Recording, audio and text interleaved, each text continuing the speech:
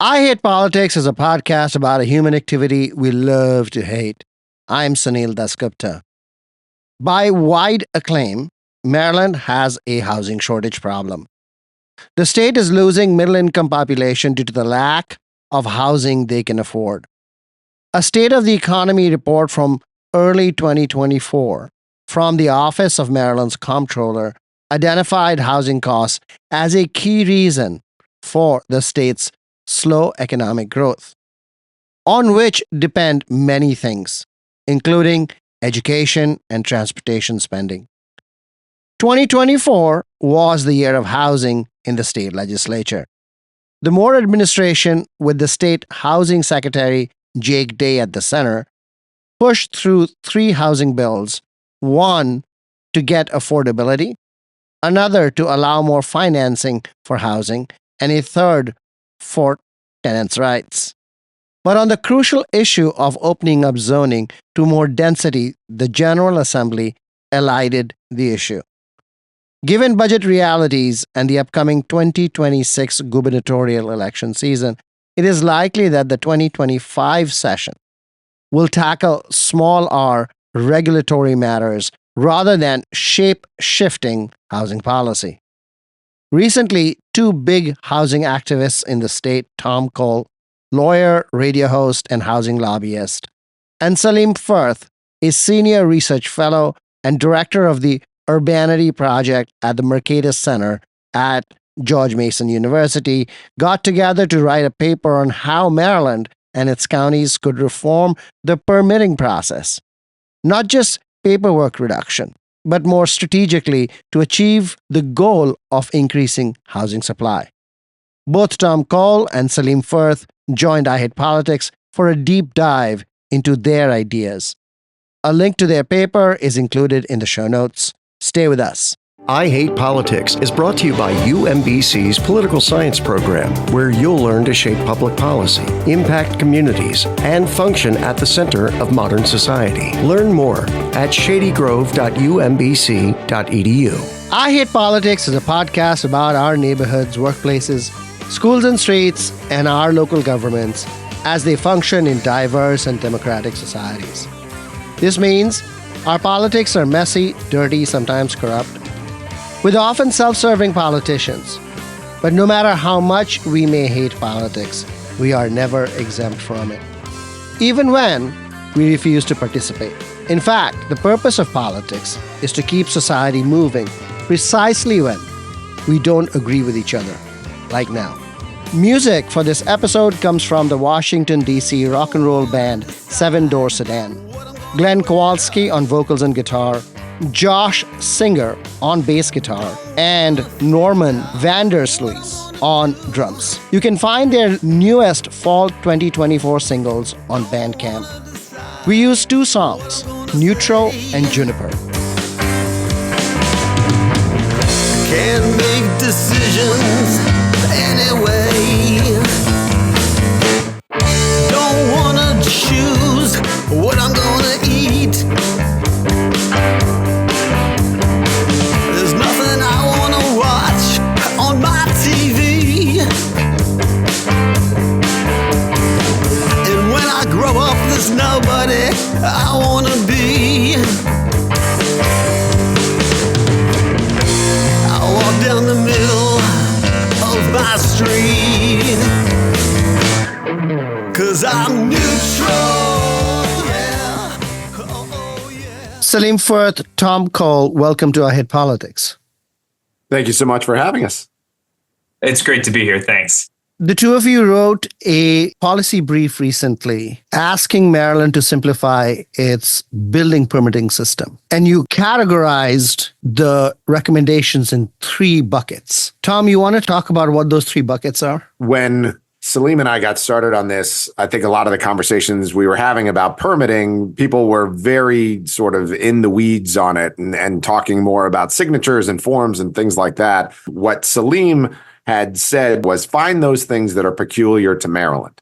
Or at least that we have solutions unique to Maryland. And so that's how we came up with the three buckets of public participation, process improvements, and then tracking housing production and targeting growth. Salim, from the Mercatus point of view, because you said, pick things that are relevant to Maryland, what is the overall permitting lay of the land? I'd imagine a lot of these are applicable pretty much, in Virginia or in North Carolina. Yeah, it's more different than I thought when I started this project, looking at a lot of different states. And some of that is state laws and longstanding constitutional doctrines. So for instance, Virginia has a big problem in that their tradition does not allow for impact fees. So if you build a building in Virginia, the county can't say, hey, you have to chip in some money for schools and roads and sewers. In Maryland, we can do that just fine. And the concern is that sometimes those fees are too large. But those kinds of differences just create really different incentive structures for the different actors.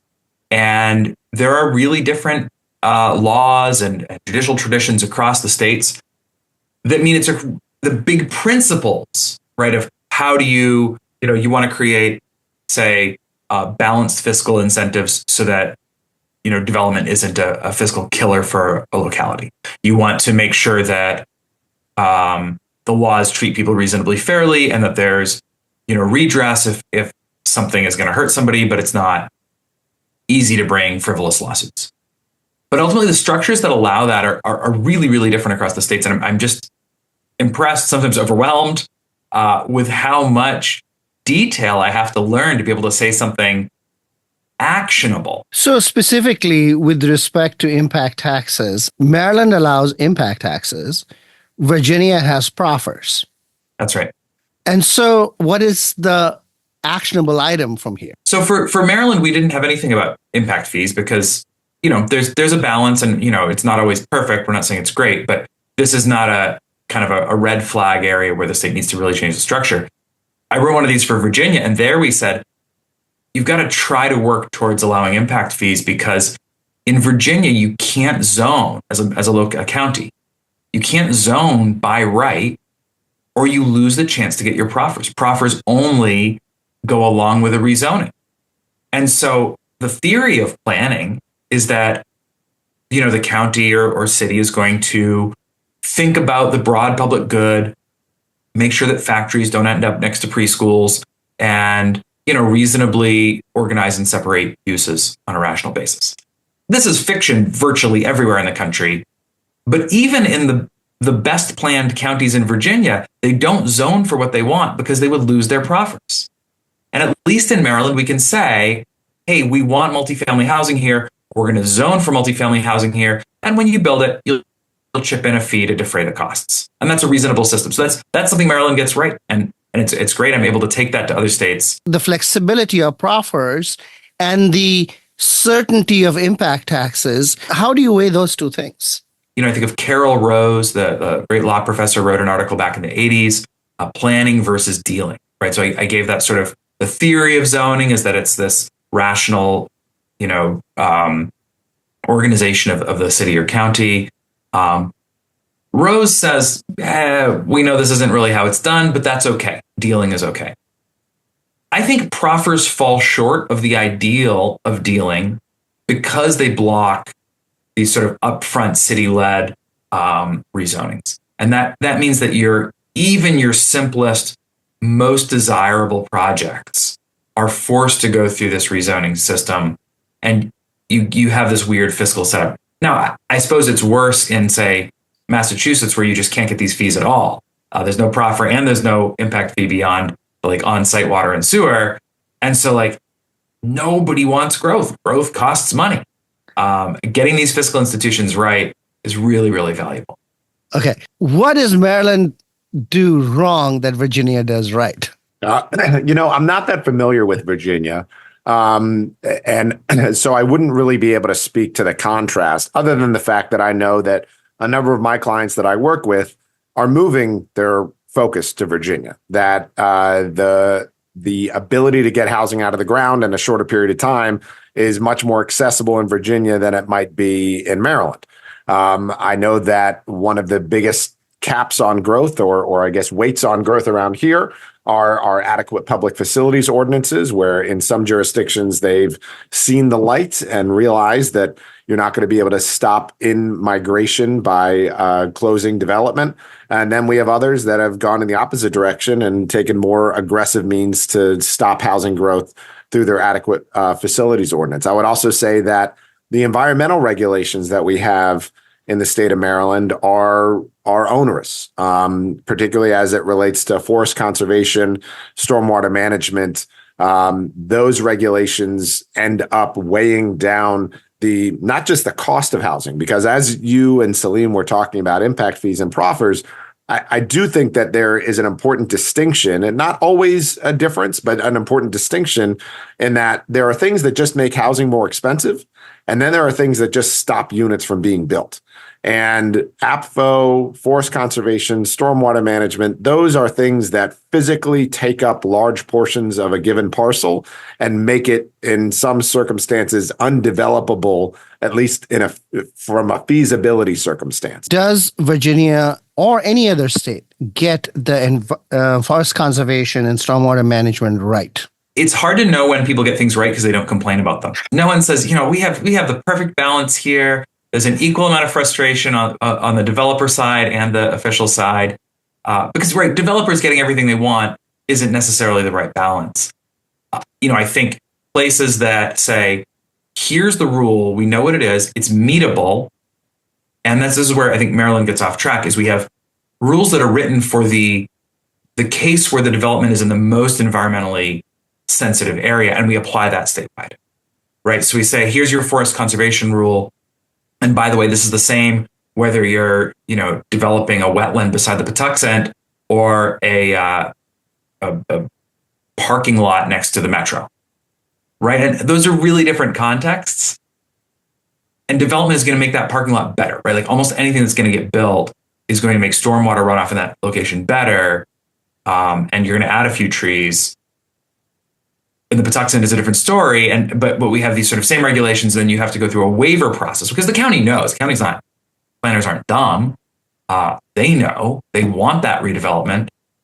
It's all in all their plans. They're calling for growth by the metro stations, but they have to go through this what they call alternative compliance, which is a fancy way for saying not complying, because we know that complying is actually completely unrealistic.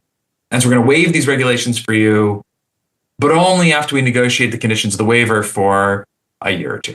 So the year or two is the problem, really. I mean, more than anything else. You don't mind the negotiation, is just the year or two.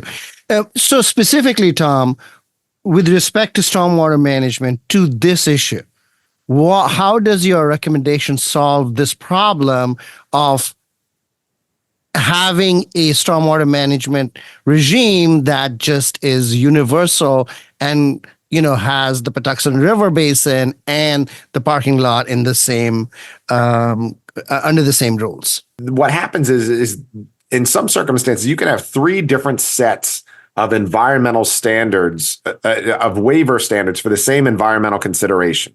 Stormwater being one of them, and for forest conservation, it's two different standards, and that's federal, state, and local.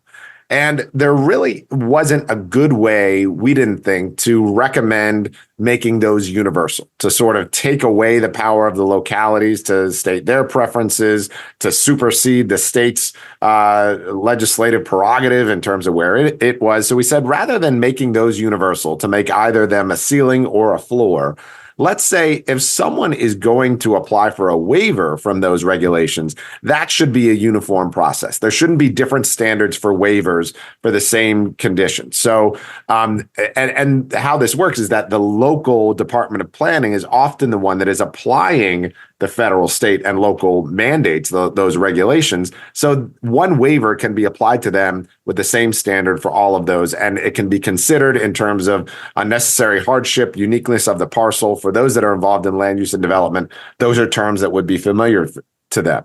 So that was number one. The second one was, and this was one that we got from our very good friend and a great advocate in this space, Casey Anderson, which was to include conserved land in density calculations. So what you'll see in many jurisdictions, the net acreage is all that you can develop, not the gross acreage, but the net acreage. And net acreage often will be the gross acreage minus floodplains and steep slopes, or minus wetlands and steep slopes. And what Casey pointed out, and I think is a great point, well, if you can build up, or you can just build denser and not infringe upon those protected areas, why are we taking that out of the net acreage? Why are we creating this differential? And so and what that does, it still serves the environmental intent. It still preserves those protected areas of steep slopes, wetlands, floodplains, whatever they may be. Those are still being protected, but we're still meeting our housing needs by allowing a greater density to be able to be built in the development envelope. And it's not just about the density, right? So you get that. So, say you're able to count the density from the half of your site that's wetlands and steep slopes. You get to move that density to the buildable portion. Great, you're able to have more housing. Not only that, you're cutting down on the stakes in the negotiation, right? Because if I, as a developer, am going back and forth with like, how steep is this grade really? And I'm going to send out my surveyors, and they come up with a different number than the county surveyors. I'm not going to fight so hard if I get the same number of units in the end, right? I'd like flexibility on my buildable site, and maybe, in an extreme case, I won't be able to use all the units. But in general, that's going to cut way, way down on the stakes. And some counties, like Montgomery County, where I live, does this the right way, the gross density. But some other counties don't do it this way, and it would be better for everyone if we had less of a fight between conservation and housing, and more of a let's have as much of both of these good things as we can get. Some of this doesn't resolve the overlap. You have sought to create a universal waiver system in response to the variability of the forest conservation, stormwater regimes, when the original problem, remember, as Salim described it, was that you could not have a universal set of rules for parking lots and a river basin. We did not want to get into a circumstance where we were proposing things that were just not meeting the political climate of Maryland. This is something that, without opening up whether or not policymakers want to protect forest or want to have stormwater considerations, it's rather saying, we understand that these are policy priorities. So is housing. How can we have these things all exist in the same place? One thing that I was surprised about in this was that floodplain seems like something that modern topographical GIS should be able to handle. But in site-specific contexts, the people that we spoke to, the professionals, said, it doesn't really work that way. The slopes, the difference of where water runs off is so fine within the kind of the granularity of the site that you're looking at. They viewed a kind of a statewide mapping exercise as a negative, because that would give them sort of regulated land that actually they should build on, and unregulated land that they didn't want to build on because it would get soaked. And functionally, the developer and the county have to send surveyors out to the site, see where the little rivulets that flow down a grassy slope during a rainstorm, where are those on this particular piece of land? And it's just too granular for mapping, sort of rational, okay, we know where the water is. Obviously, you can do that with big bodies of water, but we're being very, very careful about this in Maryland, and the result is that you have to go look at the site. The developers do not want a statewide survey. They'd rather do this side by side, right? And that requires a certain kind of expertise at the planning level to be able to hold those negotiations.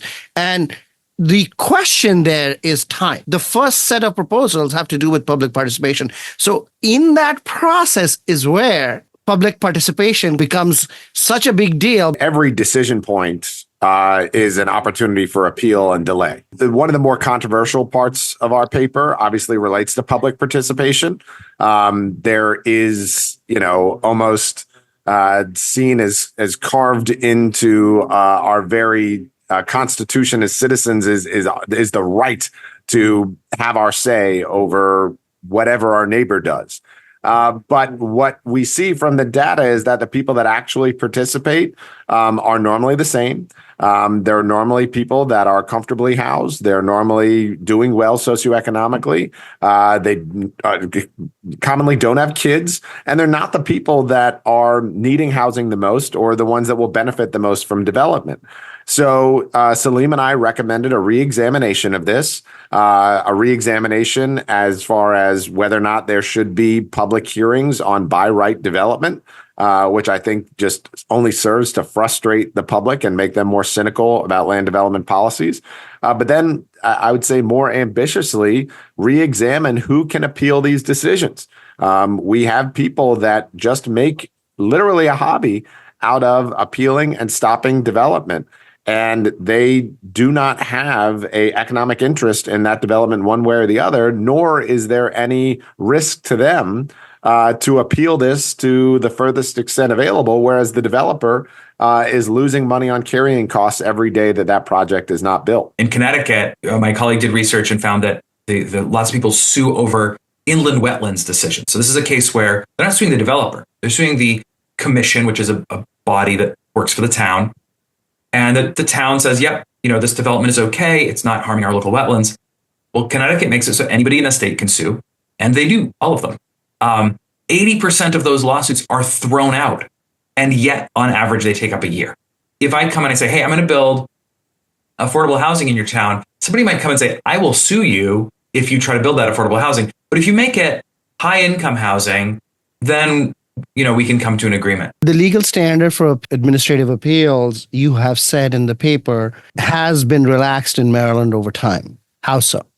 Yeah, the statutory language, as I understand, hasn't changed. But in a series of cases, judges have found, oh, yeah, this person can appeal, this person can appeal. Yes. Originally, the way, and the concept is specially aggrieved, was that you needed to have some injury separate and apart from the public at large in order to appeal it. So that would be essentially diminishment of property values. That's how this sentiment started in our case law. But over time, it's broadened to include up to a quarter mile away from the property, depending on what you can identify is in relation to your interest for that property. The standard for any kind of tort is aggrievement. What happened to bring about that change? I think that a biggest thing was the broadening of rights and considerations that a appellant can raise. Going down to, endangered insects. But why only Maryland? This was not a comparative law study. We did not spend time saying this is how Maryland is unique. It's rather analyzing the development environment in the state and saying these are the things that are gumming things up. So I will also say that other jurisdictions have addressed standing. They've done it legislatively where they have required appellants to post bonds as it relates to a project if they're going to appeal. They've required appellants to pay attorney's fees for appeals if they are unsuccessful. So you're right that Maryland is not unique in having a administrative appeal process subject to abuse, but Maryland is different from those states that have taken action. Salim, do you know of states that have done that? There's a number of different approaches. So Wisconsin did something close to what we're suggesting, just rigorously narrowing the standing to appeal. New Hampshire, in a somewhat different context, they created a housing appeals board, which the goal of which is to resolve disputes mostly between developers and towns, because they've really, unlike us, they have really small towns. So they have this problem of citizen government where you have non-lawyers making law decisions. And, non-lawyers like me make lots of mistakes when we start to play around with the law. And so you get towns that do things that are illegal all the time. And if you're a developer or if you're just a property owner trying to, build an addition or, change your paint color or something and the town tells you can't, you could go to court, but that's going to be expensive and take, a year, even if you know you're right. The Housing Appeals Board gets you a quick answer, very low cost. If the side that loses at the appeals board wants, they can appeal. But by this time, they've heard from some of the best land use lawyers in the state who sit on the board, and they kind of know, okay, this was not a hard case. Chapter and verse, the town broke the law and has to give this guy his permit. So that's a very context specific solution that works really well for them. In Rhode Island, they had a housing appeals board from some other decade that was working so poorly that the reform was to get rid of it and get stuff back into the courts because the housing appeals board in Rhode Island was not working. One of your recommendations is to have third-party review of plans.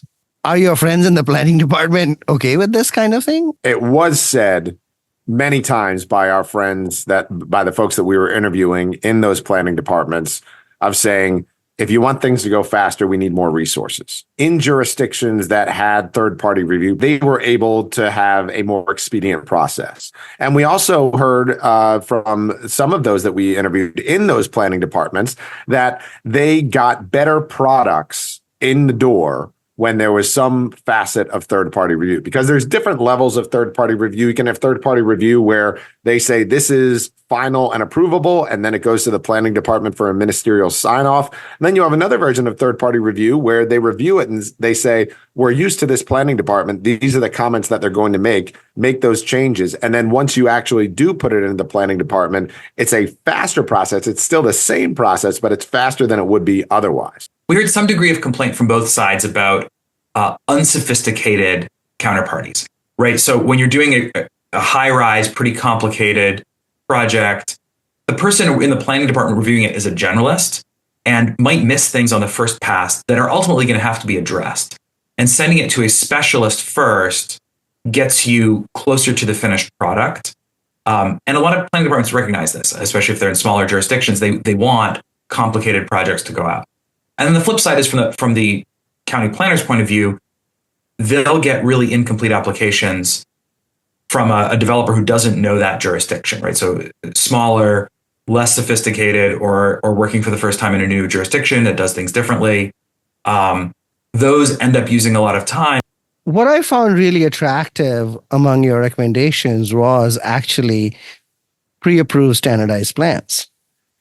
You expand by right and you have a bunch of pre-approved standardized plans, some of these problems just go away. That also empowers localities. I think that local government doesn't understand that if it gets out of the obstructionist mindset and puts itself more into the facilitation mindset, it's actually going to have much more impact on the development that it has in its community. It's taking a proactive approach of recognizing the development's going to come, and that if you're obstructing it and trying to hold it back, it's going to go over and around you, and it's going to be haphazard. However, if you facilitate development and you actually say, no, I'm going to make this happen, I'm going to play an active role in making it happen, you can have more of an impact on what actually comes out the other side. So pre-approved housing plans is a good example of that. Talk a little bit about the early and late vesting. And here, actually, you do compare between Maryland and Virginia. What does vesting mean with respect to entitlements? How long should they continue to have them? What if they're just sitting on their preliminary proposal? The issue with all of the regulatory scheme is that if it's predictable and anticipated, it can be managed. If it's unpredictable or unanticipated, it can't be managed. And so right now, Maryland is a late vesting state, which essentially means, for all intents and purposes, you do not have the entitlements until the shovel lifts dirt out of the ground, until it is observable to the general public that development is happening on that parcel. What we're recommending is that we move that earlier in the process, and when there is a significant investment made in response to a government decision, that the entitlements will vest at that point in time. It's interesting you say that, because impact taxes versus proffers, one is certain and one is not. The problem I have seen in Montgomery County, $100,000 is no money in Montgomery County development context. Now, if I was building something in Allegheny, but in Montgomery County, people have spent some money and they sit on the project waiting for the market to, build, and only then will they go forward. How do you incentivize them if you're going to, do early vesting? We've got a housing crisis and housing prices are going off every minute. And also, land costs are not cheap. There are other things that we can do to incentivize people to put their land to the highest and best use. If we want to do a land value tax, I'm fine with going forward with that as well. I think that's a different one of Salim's papers. Ultimately, I would say that I don't think Maryland has a big problem, nor will it have a big problem with people buying land, getting entitlements, and sitting on it. Vesting statutes never give a permanent right. There's always some kind of clock. Like if you don't take any action at all, then after some number of years, that's an easy clause to put in a statute, and they should. We've certainly seen nationally a lot of builders, freezing with these interest rates. So they don't want to take out the loans they would need to start projects right now. And business cycles come and go. Let's not make law based on the business cycle we're in. By the time we make the law, the business cycle will change. So yeah, people are going to hold land, and like Tom said, if you really want to disincentivize that, you can pass a land value tax. I think that has my view is that has some pretty big downsides that people should think about, but worth kicking the tires. The vesting is just not, I think, a big component of what makes people say, I'm not going to build right now. And much more importantly, when they do want to build, but it takes time, right? So we're imposing these time costs in environmental negotiations, and the on the affordable housing, the time it takes to organize financing. Those are policy decisions. And the least we can do as a polity is say, hey, while you're going through these arduous processes of abiding by the rules that we want you to follow, we're not going to change the rules on you.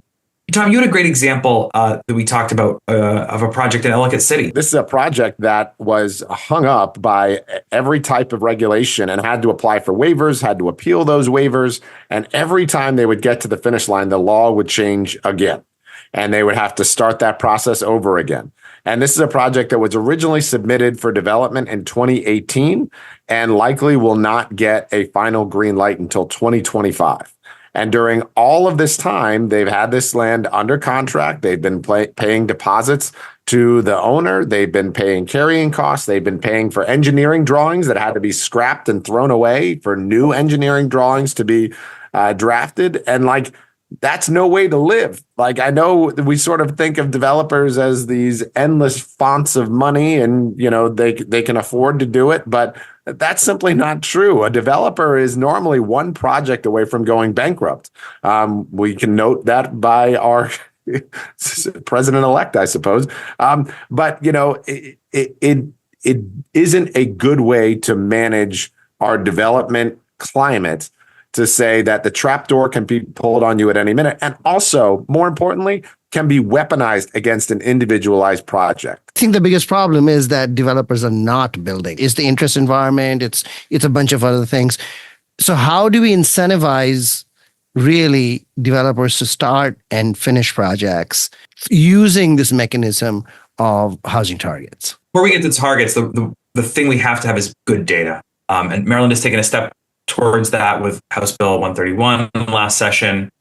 And I just think that's really important. We have had poor data. Montgomery County was embarrassed when their internal data was different than what they were reporting to the census last year, 2 years ago. So getting high quality data is a precondition, because otherwise, we're sort of feeling in a dark room. If you were to talk to any anti-housing, anti-growth council member about why we need to build more housing, they're going to turn around and they're going to say, well, you know what? This developer owns this lot over there and they're not developing it. I don't have any control over them developing it. When you get them off their duff developing, then you can talk to me about how we need to build more housing. I've also heard local governments and local government advocacy organizations say, we don't build housing. We don't have any control over how much housing is being built. which is nonsense. Not only do you need to let more housing go through, you need to start incentivizing development. You need to do what now Secretary Day, former Mayor Jake Day, did in Salisbury and say, we don't have enough housing. We're going to incentivize it. We're going to have a period of time where if you get your permit in by this amount of time, all your fees are waived. That is how bad our housing crisis is right now in the state of Maryland. It is not enough to say yes in my backyard. We need to say yes, please. We need to be soliciting development. And those targets are a way that we can say, all right, we're this far behind. This is where we need to go. Tom Cole, Salim Firth, thank you for your time. Thank you so much. It's been a pleasure, Sunil. Thank you so much.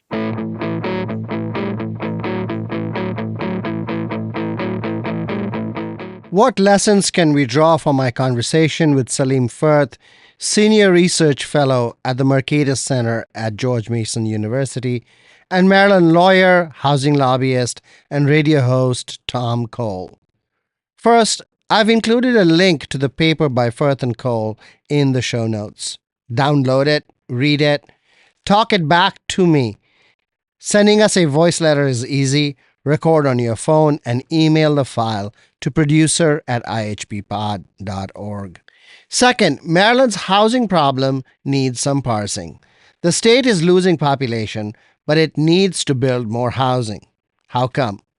Maryland isn't the only state in this situation. California, Massachusetts, others have the same problem. Housing advocates explain this by putting the horse before the cart, the horse being the housing shortage and the cart being depopulation. What is harder to explain, however, is that the population loss is most acute in the middle income brackets. But housing policy focus, both at the state and in the counties, is on deep affordability for poorer families. There is little doubt that housing shortage affects the poor most of all. Spending the bulk of your income on housing while sharing a single-family home, sometimes overcrowding it, can be dangerous and does not build family wealth. This raises the issue of what is affordability, and that's a whole another can of worms itself. Affordability is, first of all, a locational problem based on demand. Bethesda housing is expensive in part because a lot of people want to live there because of its proximity to jobs, good schools, transportation networks, and entertainment.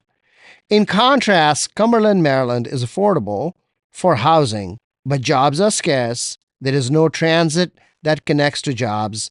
The schools suffer from underinvestment, and entertainment opportunities are limited. But affordability is also a function of income. Higher the income, greater the affordability. When there is talk of affordability, however, the focus is on the poor. But absent large government subsidies, low-income people are generally not going to be able to live in Bethesda or in the last decade in Tacoma Park, where once housing was indeed deeply affordable. Third, in trying to understand and remedy why Maryland or Montgomery County or another similar jurisdiction has a housing shortage problem, we have to look comparatively.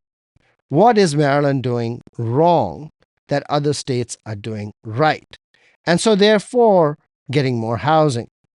Maryland's favorite point of comparison is the Commonwealth of Virginia, which is a bigger state, but has a somewhat lower household income than Maryland, is growing faster economically in population and adding more housing. The lower household income is somewhat misleading to the comparison because Northern Virginia, which is the part of the Commonwealth most alike to Maryland, is actually wealthier. Fairfax, Loudoun, and Arlington counties all have higher household income than Maryland's richest county, Montgomery. But if you want to find out what Virginia does differently, the answers are actually unclear. Virginia has a proffer system where developers make offers to local jurisdictions to do something in return to get their preferred zoning. It is negotiated and therefore unpredictable. Yet developers say they prefer that to Montgomery County's impact taxes, which are more predictable but can be quite hefty. So, In reality, predictability is not as desirable as, well, I'm not sure I have an answer, but neither do others. There is also talk of tax burdens, building incentives, and other factors, but in the end, any discussion around a comparison between Montgomery and Northern Virginia in particular comes down to business climate, which I can best describe as politics. Or better still, the I hate politics zeitgeist. If businesses hate the political environment in Montgomery, many liberals choose to live in Montgomery and take on the horrendous morning commute to Virginia because they hate the increasingly purple politics of Virginia. If there's anything uniquely Maryland and Montgomery, it is its sometimes obdurate politics. Lastly, I want to take a minute on the idea of land value tax, arguably the most sensible economic idea in the history of mankind, which did not really take. The modern version of the idea comes from the 19th century journalist and politician Henry George, who saw public value in land and wanted the public to capture that value as a tax on the land itself. The contemporary version of the argument is to tax land for its best use and thereby incentivize landowners to put their land to that best use. While there are jurisdictions which require a ground duty tax, it is usually small. Most property taxes include taxing the value of land and what is built on it. Taxing buildings disincentivizes people from building more because that increases their tax burden. Instead, if land alone was taxed but not building, landowners would seek to build in ways that maximize their income from the building. In other words, they would put in multifamily housing. Alas, sometimes economics remains a theoretical exercise. That's all for this episode of I Hate Politics, where we aim to stem the decline in local news by working with community voices. Don't forget to tune in to our Tuesday morning news analysis. I Hate Politics is produced by me, Sunil Dasgupta, and assistant producer, Adama Gay, with support from University of Maryland, Baltimore County. I direct UMBC's political science program at the universities at Shady Grove in Montgomery County, where, among other things, we explore and learn about politics, government, and society close to home. Music for this episode comes from Washington, D.C. rock and roll band 7 Door Sedan. Glenn Kowalski on vocals and guitar, Josh Singer on bass guitar, and Norman Vandersluis on drums. You can find their newest fall 2024 singles on Bandcamp. We use 2 songs, Neutral and Juniper. If you want to share your music on the show or know someone else who might want to, please email us at producer@ihppod.org. I hope you'll subscribe and share the podcast as we bring you stories about politics close to you and to your home. See you next time. She's watching TV, she's looking at me, oh, Juniper.